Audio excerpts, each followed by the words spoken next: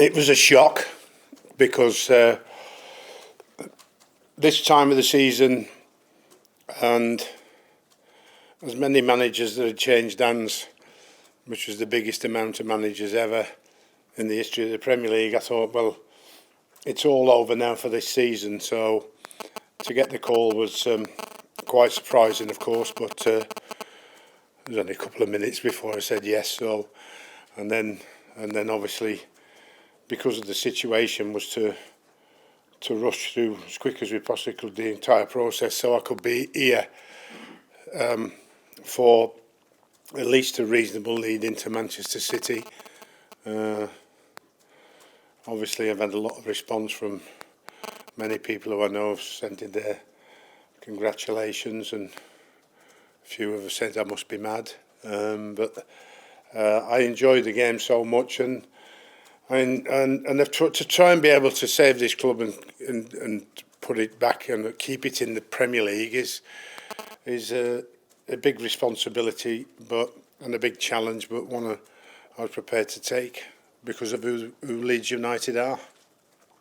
You met the players, you've taken your first training session. What's been your key message and how have they reacted? And with 4 games to go, does that give you enough time? And is this your biggest challenge?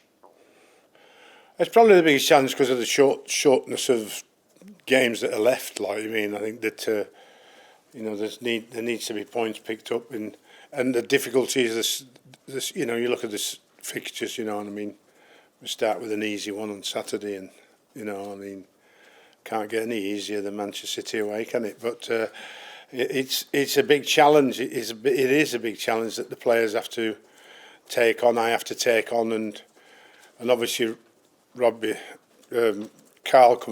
Robinson come with me, and today obviously Robbie Keane's joined us. So I've got a bit.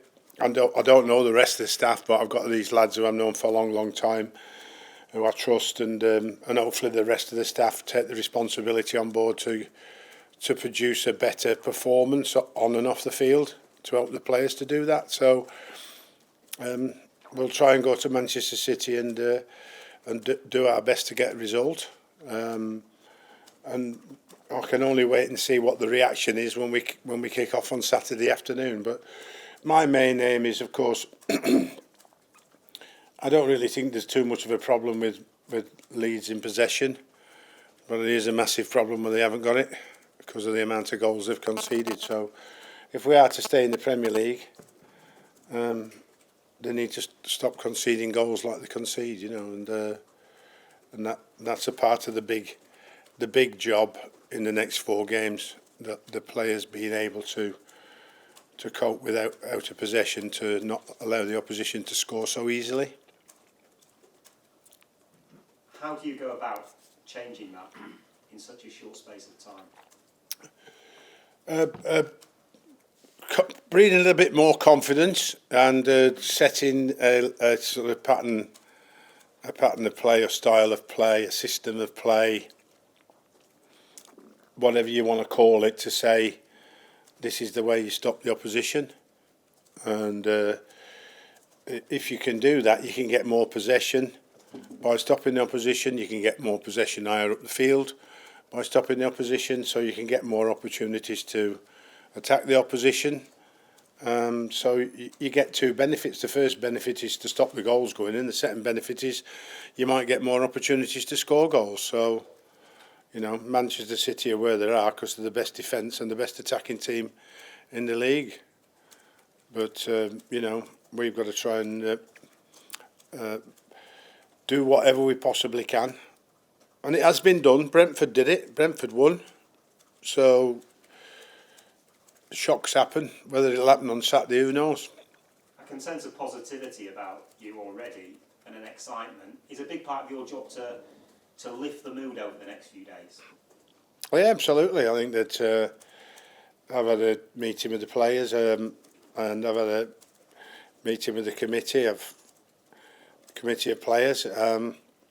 We've had our training session, and our communication on how they see it and what we've seen and what we've heard to come together to make it better. I think that's a positive day. So there's been as much positivity off the pitch than there has been on the training ground, by asking players to air what they think will help us get better. And we can only ask the question and then deal with it when they answer the way they've answered, and try and put into place things to give them an opportunity to enjoy coming into the training ground and enjoy training and then enjoy playing football. But obviously the only enjoyment they get at the end of the day is if you get a result.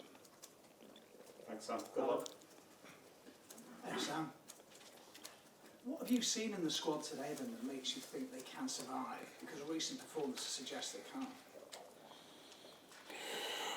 I've seen a quite a positive attitude. I would have expected a little bit more miserable than what they were, or what they seemed. So collectively, they seem quite good together. Your first impressions are that they are desperate to do better, and that of course needs a bit of support and a bit of guidance, and breeding a bit of confidence into the fact that the player will build himself up for the game on Saturday and go out and give that little bit more. And obviously, technically and tactically, we haven't got into that much. That'll happen in the next 2 days, which will be a part of the. As a new manager, you would expect that. Generally, as a new manager, you expect that little bit more from the players than had happened before.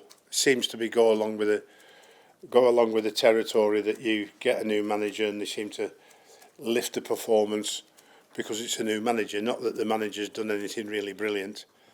Because if a manager tells you as he's lying to you, you come in and they think, I need to impress my manager to keep me player. So, and of course Manchester City will make them give that bit more because they don't want to embarrass themselves.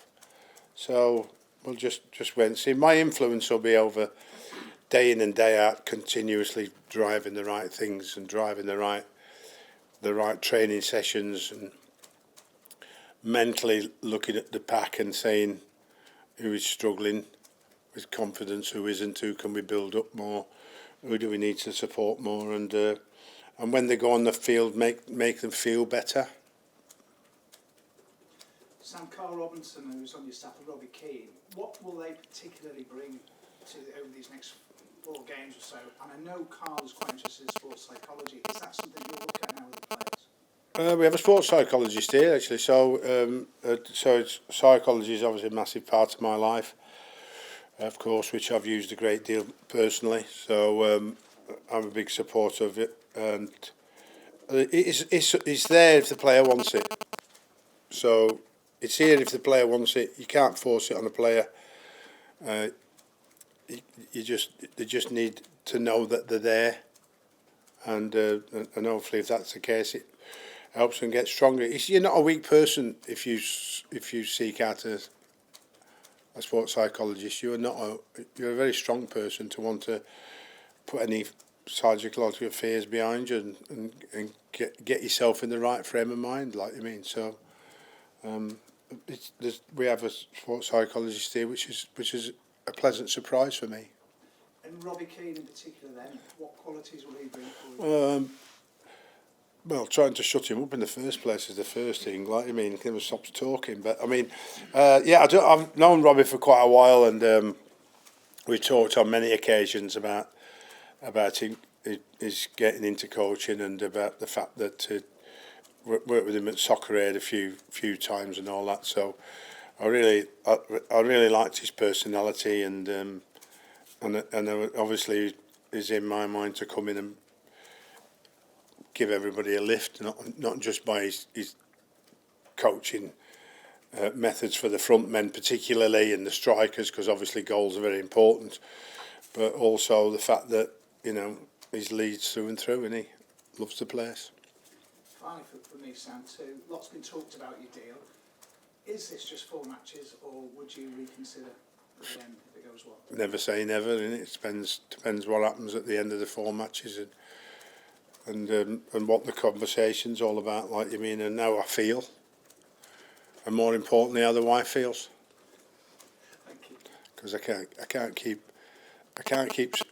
making feel so nervous again as I've done, like you mean. So there we go. Thank you. She's good as gold. Damien? Hello, Sam. In your heart of hearts, did you always imagine you'd get back to a big Premier League club, or are you resigned to perhaps calling it a day? I think that I think that always the club would make the difference on whether I took it or not, and this is and has been in my time, which is a long time, always been a club.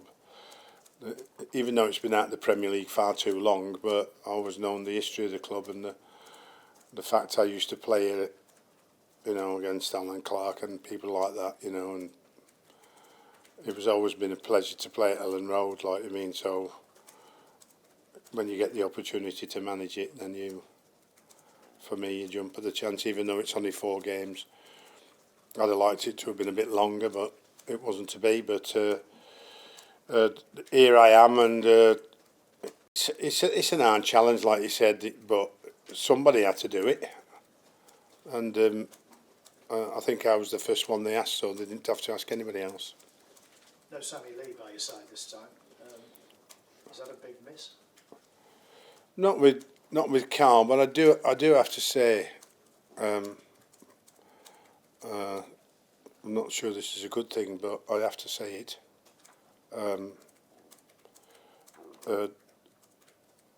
The judge has left Sammy unemployed because he's on jury service and wouldn't let him off. And I find that to be very, very poor judgment indeed. So, you know, it's a real shame because the wee man loves being with me, and I love him with me, but I've known Carl for a long time with my Blackburn days, and I've always kept in touch with him since he left, and we've never stopped talking. We never talk because when we're both managers, we talk about the good, the bad, and the ugly, like you mean. And I've always been there to help if I possibly can. So when Sammy became a no, and everything had to move very, very quickly, so I couldn't give anybody a long period of time to think about it. It was a phone call. Is it a yes or is it a no? Can I think about it? Yeah, you've got half an hour. So Carl came here in half an hour and Robbie came here. Oh, and it's rang Robbie this morning. He's here already with his bag packed. Sam, you said you thought that the chance had gone for this season, but do you actively, as a manager who's looking at getting back in, are you watching teams and analysing what you might do with them if you got the chance to get hold of them? I'm only interested in what's happening here, and only will be interested in what's here because it does consume your time 24/7. I have so much to go through previous games, what's happened in previous games, what the stats look like, how did they do the free kicks, how many goals have they conceded, why have they conceded those goals, where can we improve in those areas. So there's a lot of, me and Carl particularly, and the lads who are all analysis to go through to try and drum up as many alternatives to how we try and get better in each department. So I always say to players, it's not a great deal of improvement that you need. So if everybody improved by 2%, that'd be 22% improvement in the team, which is massive. So 1 or 2% better than they've already been will make a big difference. What are the strengths of the squad that you inherit, and given the limited time you've got? I don't really know till I get to the end of today and into tomorrow. Apart from the fact that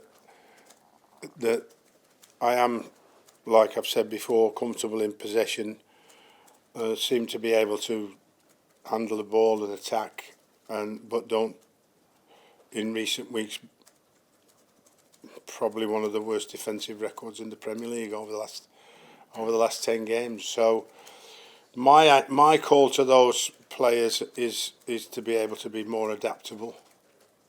Now maybe that was not the previous manager's way of working, who knows, maybe he had one way of playing and only wanted to play that way.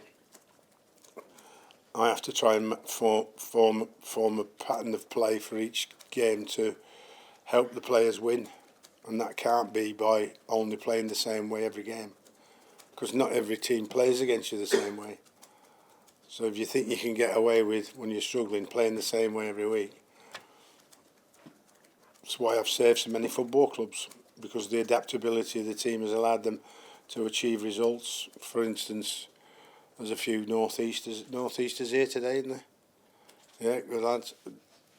Sunderland, Chelsea 3-2, Everton 3-0, Watford 1-1 last 3 games. We didn't win the first 2. We'd have had to win the last one to stay up. So the games were big. Chelsea was not expected, Everton wasn't expected, but we won those 2 games, and so that was by the support of the Sunderland supporters and the belief of the players at the time that they could go out and do it. And I don't think we did. I mean, they'll know better than me now, because it's been a long time since I was there.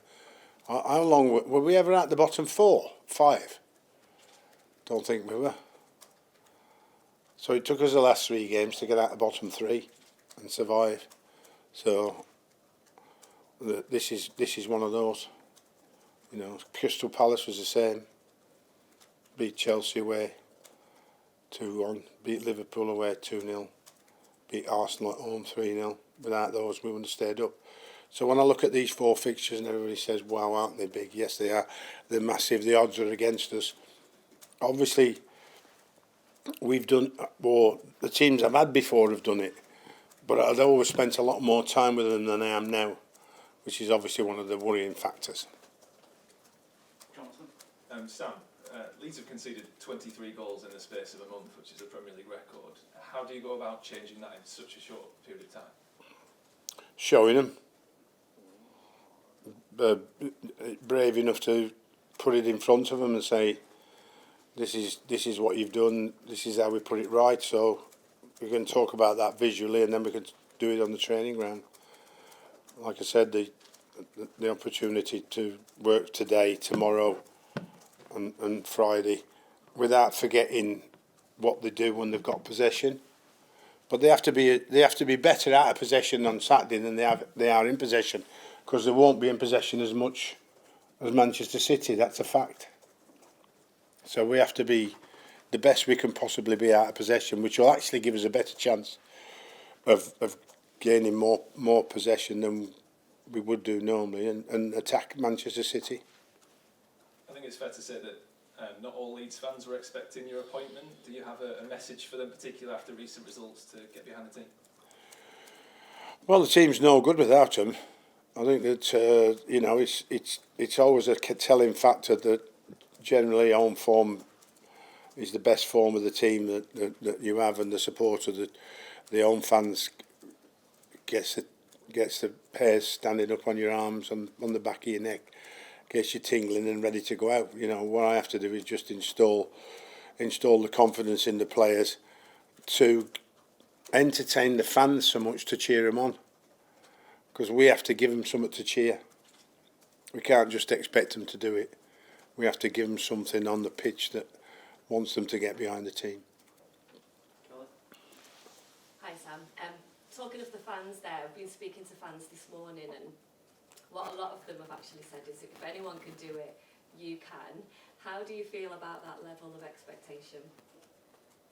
Oh, I just give them all the best shot I possibly can, on the fact that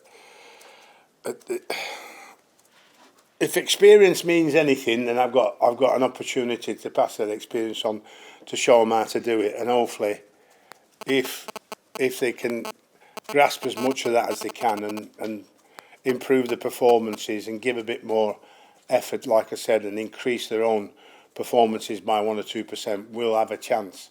Whether that will be enough or not, only time will tell. But you know, I want to see an increased level of performance in 4 football matches, and I can't. That's a fine, by the way. £10 to charity. Who is it? Who is it? Thank you very much. Which charity have we got here? Which is the local charity? Leeds United Foundation. Leeds United Foundation. Thank you very much. Sorry, can you... I've gone off the question now, sorry.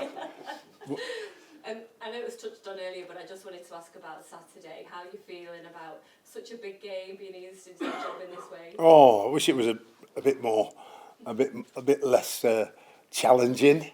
But we have to face what we have to face, and obviously, the first thing I did after I looked at the job and looked at the fixture and thought, well, they could have been a little bit kinder, but if we are to stay up, like I said before, sometimes it has to be done, and you have to create a shock in the Premier League, and so hopefully we can shock a few people in the Premier League by getting the results, so we need to stay up.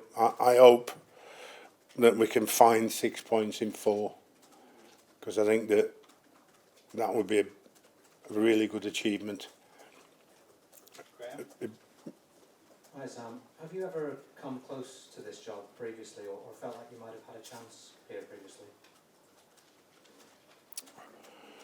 Well, in the highlight of this year, when they've had their troubles, they've always known where I am, but it's never materialised until now, like I mean. So I think that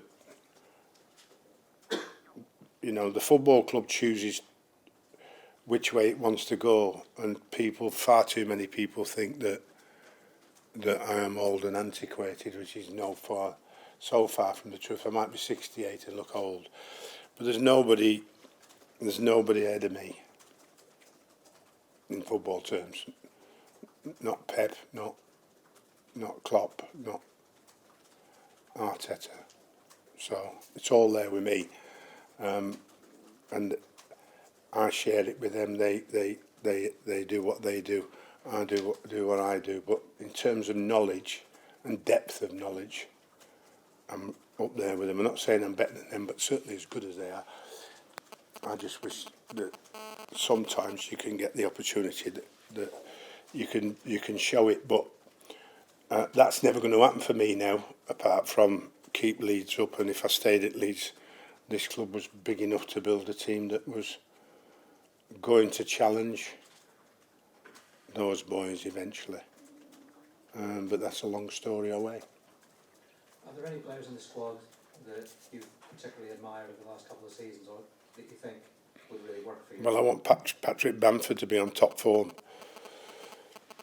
because I think he's a key player in terms of as holding the ball up and us being able to get up the pitch, and him to score goals, to give him the opportunity to score goals. So hopefully he stays fit and he becomes a key player. Like I said, collectively, the goalie and the back four are the first priority, and then the midfield players in front of them protecting the back four as much as they can. You can't just ask the back four to keep defending on their own, which is what's happened in the last few games and why they conceded so many. Hi Sam.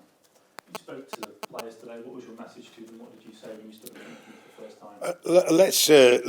Let's try and find a way of improving the results as quick as we can, and let's have a meeting on every basis with the committee, particularly that they can give have their opportunity to talk about what we might need to change and how we might need to change it, and then for me to say to them what we need to do together too, because every member of staff here has a responsibility to improve their working day and their working week, because they work to provide the players with the best possible support to play the best.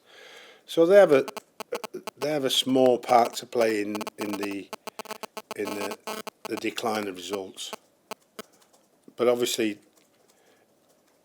if the previous manager maybe had restricted them, then they might not have been able to do as much as they perhaps wanted to. I don't know.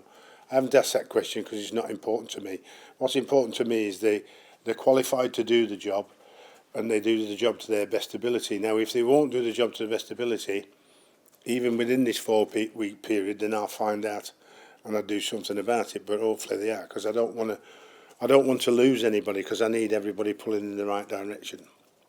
When you did sit down with the likes of Liam Cooper, Luke Ayling, what was their feedback to you when you sat down with the leadership committee? I can't tell you that because that's personal and it's private. I think that, but I mean, my key area, of course, first and foremost, coming in, was obviously look at previous games and all that, but look at the injury list, and hopefully the injury list is not too big.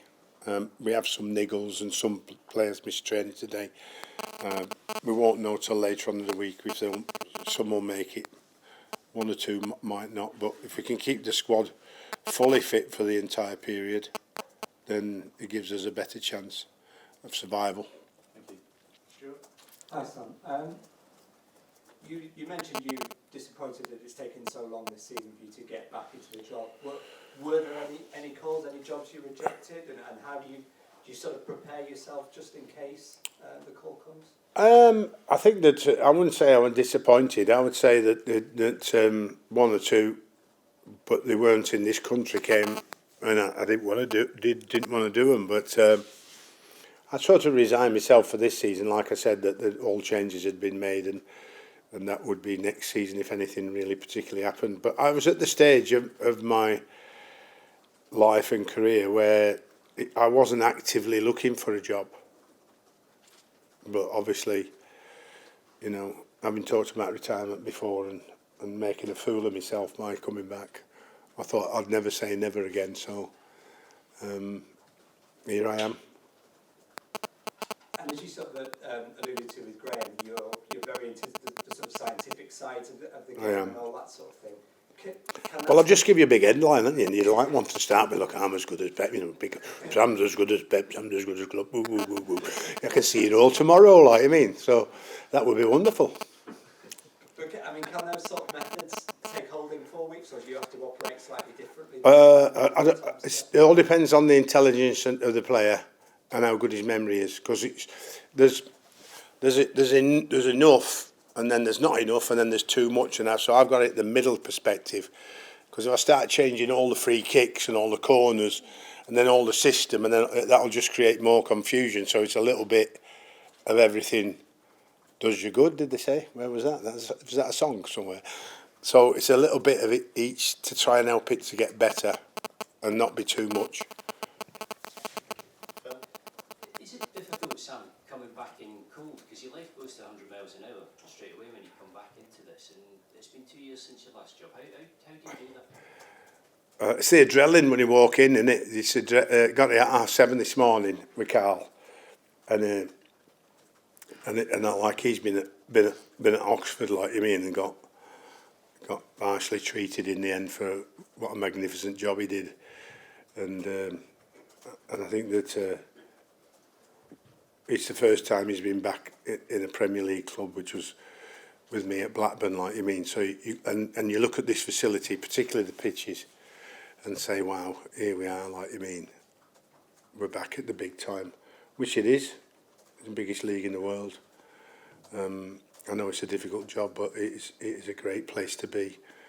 And even though the players might be a bit down, and you're using your knowledge and your love for the game to try and help them, and there's nothing more rewarding than that. There is, obviously, your wife giving birth to your kids and so on and so forth, but you know, in football terms, there's not a lot better. You sound very confident about your ability to make an impact on the players, but it's hard to tell if you're confident about doing enough in the last 4 games. Do you feel that, or would it be difficult? I just get, it's just too early to tell at the moment. All I can do is hope for the right reaction. The right reaction on Saturday would be for the players to come off and me to be satisfied with everything they've done and tried to do. Because sometimes we could play our very best game of the season but not do anything against Manchester City because they're so good.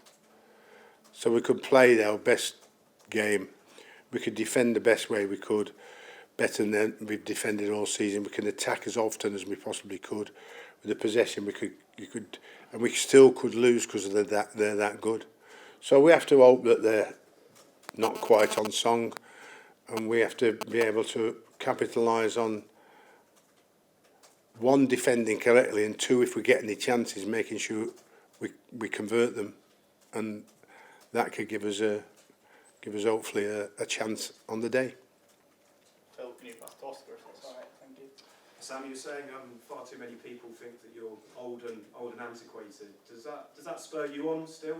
Proving people wrong? I don't really bother with too much, like you mean, but I think that people are bound to think that when you get older, aren't they? Like you mean. I mean, I must admit, I thought that when I was in my late 30s, thinking, why is that old and got a job and not me? So I can't complain too much, because I used to be like that when I was trying to get in, like you mean. But you know, there's two things in the game. There's ideas, and then there's experience and knowledge, and then there's staying ahead of the game. So you know, the staying ahead of the game was big part of my life in the early 2000s, and looking at all of them doing what we used to do then, starting in 99, 2000. Nothing that much has changed in playing, training and player terms. What has changed is algorithms and AI, and that's always been the way forward in football as well as life. And the better you can use AI, artificial intelligence and algorithms, the better chance you've got of improving your team, because everything is about recruitment.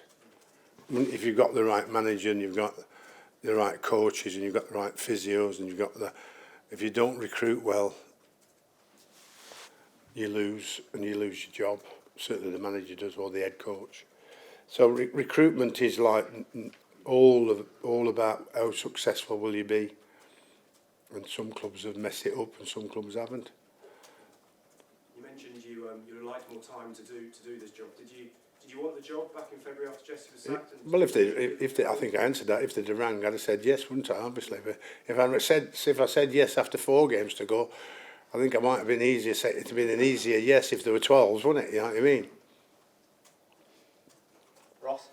Hi Sam, you look at what Roy Hodgson's done, been unbelievable. Don't ask me to win 4 on the trot, please.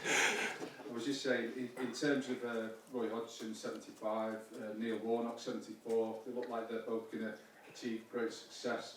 I just wondered if you've possibly been inspired by what those lads have done, perhaps.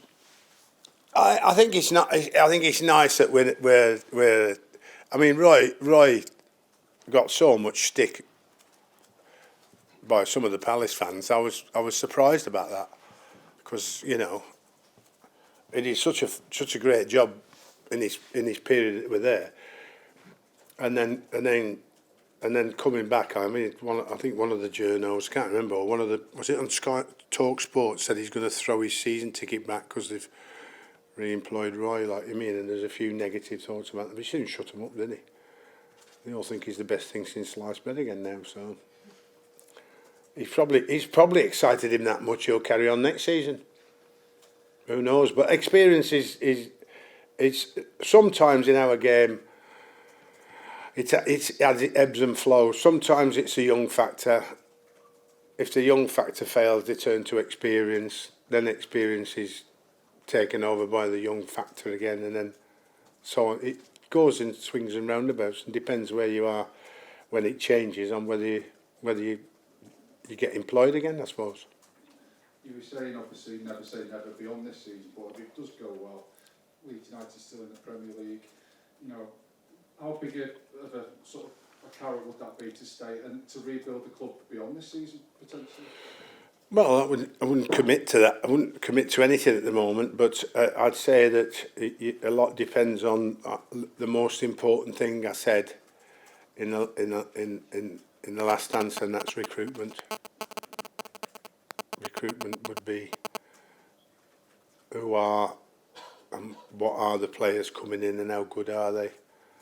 Because if we stay up this year, it's obviously clear that the squad would need strengthening, and if I stayed on, I wouldn't want to be in a relegation dogfight from the very start,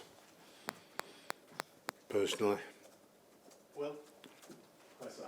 You say you want adaptable teams and for different scenarios. Do you already have those plans in your head for what you've seen at Leeds this season and the games you've got ahead? I think that it's obviously a plan for Manchester City, which we talked about at great length, me and Carl yesterday, because Carl's watched an awful lot of football since he lost his job at Oxford. So I've watched an awful lot of football under no pressure and can see the difficulties teams have, and can see that some teams are flourishing. So you look at those situations and you say, what are you doing and how are you going about it? So we are doing what we're doing and hopefully getting the best. But just to get the best out of the players is the most important thing now. Dermot. Hi Sam. Would this be your greatest achievement in management if you kept them up? I think from the Great Escape point of view, yeah, I think that would be, because it's only 4 games to do it, and we have to try and get a couple of wins if we can. I think if we get a couple of wins, it might be enough, because 36 has been enough recently over the last few years. But then again, it's no guarantee. We just need to get them, and then if that's not enough, there's nothing else we can do unless we've got 3 wins instead of 2, or 7, or 2 wins and a draw, maybe enough. Who knows? We don't know yet. So I know we've got as tough a run in as anybody else. So we have to try and pull off a surprise result. A surprise win from somewhere. Because I don't think anybody outside of Leeds expects us to win any of the next 4 games. Your goalkeeper's been struggling recently. Confidence as well. Is that a position you could look at and change? Well, when we have a conversation, I think we would reveal it, and that based on what he says to me and what I feel would be help me make the decision going forward. So I think it's not difficult to see that unfortunately he's made mistakes and they've cost a couple of goals. So right at the wrong time for the team. So, the most important position is there if we're going to stop the goals going in, because we're not going to stop every shot.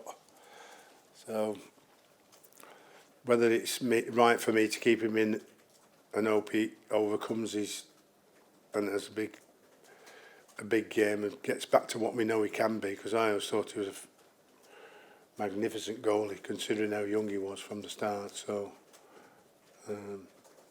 We'll wait and see. We make that decision on Friday, probably.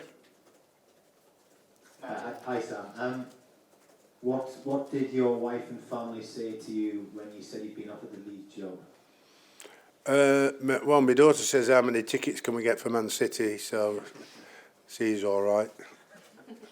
My son says, my knee will be shaking all the time, but in saying that, I'm playing my last game as manager for Tutton, so he's manager Tutton team, amateur team in Bolton, so his mind will be distracted, and the wife will shut herself off in the bedroom and watch Cheshire Housewives, and nobody's to ring her or text her till the game's over. So she gets that nervous. And they get more nervous than me. I mean, I get nervous, but I'm obviously in control. They're just hoping and praying that we're going to get the right result, because they know how important it is to me. I know it's important bit all my life, like I mean. And aside from the good humour, does there remain that sense of frustration that another big club has come for you very late in the day rather than the beginning of the programme? Not really. I mean, I didn't expect it. I mean, I'm sort of surprised I'm here. I'm happy I'm here, but I'm really surprised it happened. Like, I mean, I thought if anything's going to happen for me, it's going to be next season now. So, I have never moved as quick in my entire life over a position. So, it was yesterday, I think. Feels like a week ago, but yesterday's Zoom call. Here I am. Martin, could you just pass it to Mark behind you if that's all right? Thank you. Thanks. And no problem. Never moved as quick in a job in my life. Contract drawn up, signed, sealed, delivered, off you go. Other things put in place. Carl couldn't get Sammy. Carl jumped in straight away. Robbie jumps. Robbie got called this morning. Came from Ireland by 2 this afternoon. It's not bad, is it? Mark?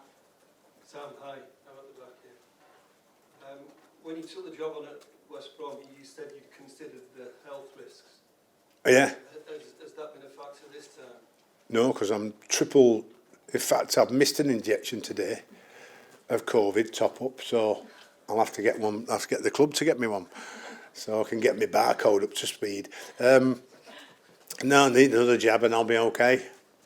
I can't see any. That problem was that I didn't know I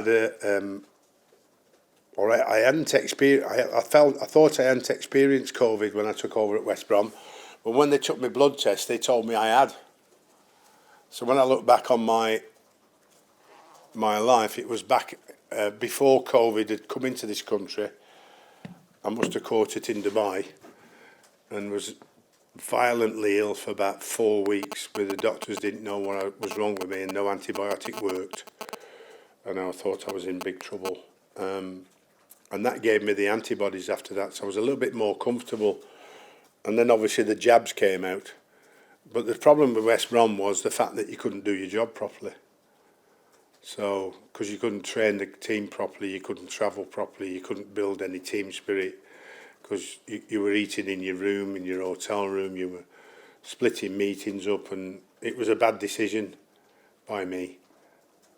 It was hard enough taking a struggling team and getting it out of trouble, but it's, for me, nearly impossible by the fact that you couldn't create the environment and the team spirit that I would normally try and create to get a team out of trouble. Thank you. All the best. Thanks. Okay, thank you very much. Thank you.